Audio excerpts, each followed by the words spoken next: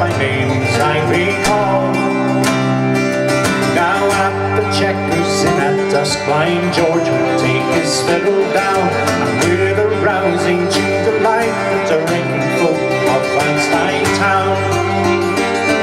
Their tapping feet upon the floor, their loud reality conveyed into the fiddler sees what Cypress eyes would never see.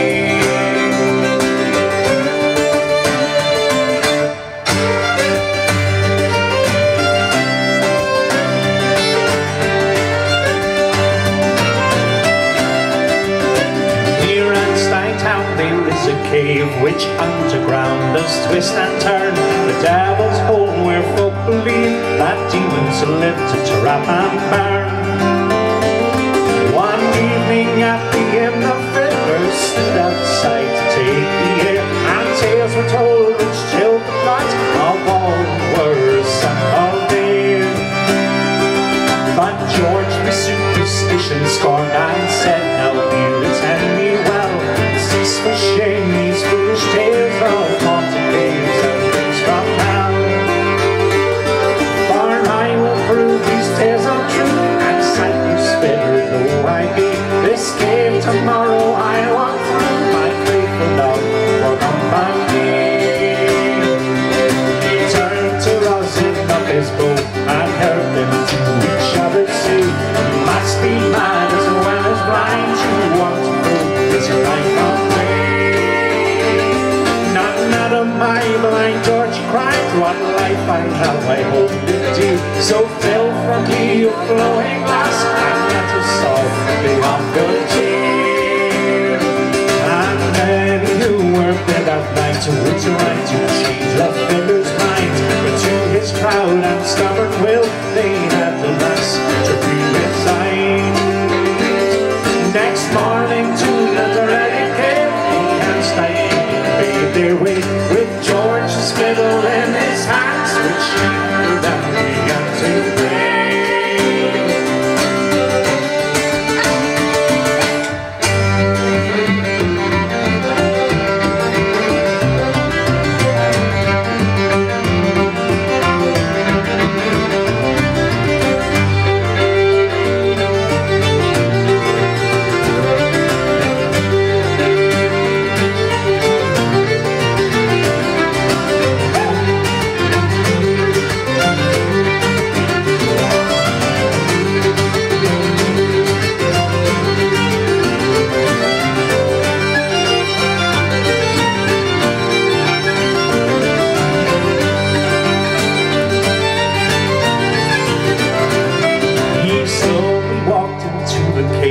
The dog he whistled to his side to keep him by each measured tread, and through the dark his steps did guide.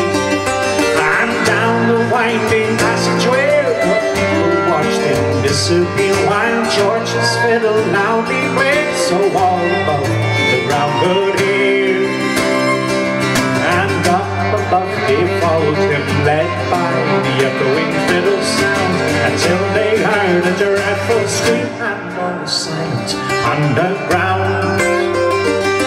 And fear was in their very souls as to the caves they did return to. There behold the fiddler's dog that broke from off his bonny bands.